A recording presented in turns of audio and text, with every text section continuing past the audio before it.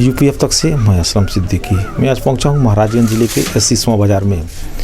यहाँ सिसवा खुर्द टोले पे करबला के पास एक महिला है जो अपने 2 बच्चों के साथ फंसी हुई हैं। लगभग 1.5 महीने पहले यहाँ आई थी करबले पे, लेकिन लॉकडाउन होने के बाद फंसी हुई है। इनका घर है सिकटा, बिहार में जो पड़ता है वहाँ है, और एक गर्भवती भी है। अब जाएं कैसे यहाँ से अपने घर, खाएं कैसे?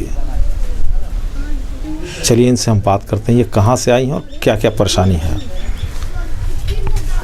कहाँ से आई हैं? भवानीपुर से। क्या परेशानी है आपको यहाँ पे? लड़का के जीव खराब रहता, लेके नहीं बड़का के एगो लेके बाटे, एगो तोरा आ गई, अभी एगो बात देख रखे लेके नहीं हाली तो यहाँ रहनी 20-25 दिन रहनी। तब से तैया हल्ला गुल्ली भइल जे अब ट्रेन बंद रही, तैया जात रहनी तो स्टेशन पर से तले एगो ट्रेन छूट गई, तैया से बंद ही चलता ना जाए पानी, लौट के चली गई। खाने पीने के लिए क्या व्यवस्था है? खाने पीने तो स्कूल से आपका खाता नहीं, पहले टोलवा में लोग देते रखा है। लॉकडाउन के पहले ये यहाँ आई थी और लॉकडाउन के बाद फंस गई हैं। ये गए थे रेलवे स्टेशन पे कि अपने घर चले जाए, लेकिन ट्रेन नहीं मिली, वापस आना पड़ा।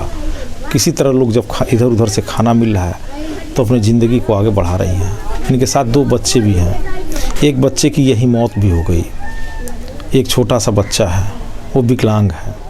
यानी पूरी तरह से ये अब गाँव के लोगों पर निर्भर है। अगर वो खाना दे दें तो फिर ज़िंदगी आगे कटेगी। खाना न मिले तो भूखों सोना पड़ता है, पानी पी कर सोना पड़ता है।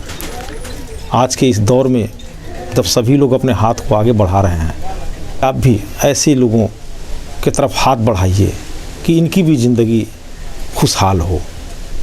आप देखते रहिए यूपीएफ तक। सबसे पहले मैं आप लोगों को धन्यवाद देता हूं।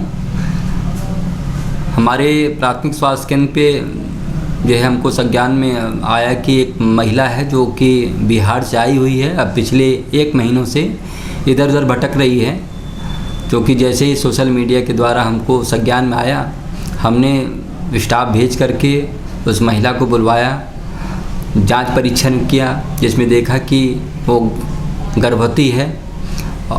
उसके पश्चात हमने उसको आयरन कैल्शियम की दवाएं मुहैया कराई, और यह भी उससे कहा कि अगर उसको डिलीवरी का डेट जब भी आता है, यहाँ बिना किसी संकोच के हमारे अस्पताल पे प्राथमिक स्वास्थ्य केंद्र सिसवा पे आए, और उसको पूरी की पूरी फ्री ऑफ कास्ट, किसी भी तरह की कोई जो है पैसे नहीं लगेंगे, और उसको सारी सुविधाएं यहाँ इस अस्पताल पे मिल जाएगी।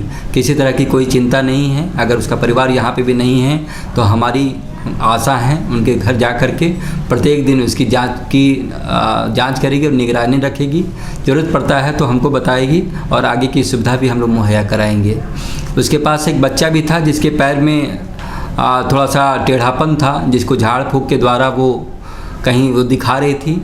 उसके मन का जो है दुविधा को भी हमने दूर किया कि भाई देखो ये झाड़ फूँक से नहीं ठीक होगा, इसको अस्पताल पे आइए। इसके लिए भी तमाम चैरिटेबल अस्पताल हैं, आरबीएस की टीम भी इसके लिए है, और आपको अच्छी जगह भेज करके इसका ऑपरेशन की भी सुविधा हम लोग देंगे, जिससे बच्चा भविष्य में अपंग नहीं होगा और अपनी जीवन को आसानी से जी सकेगा।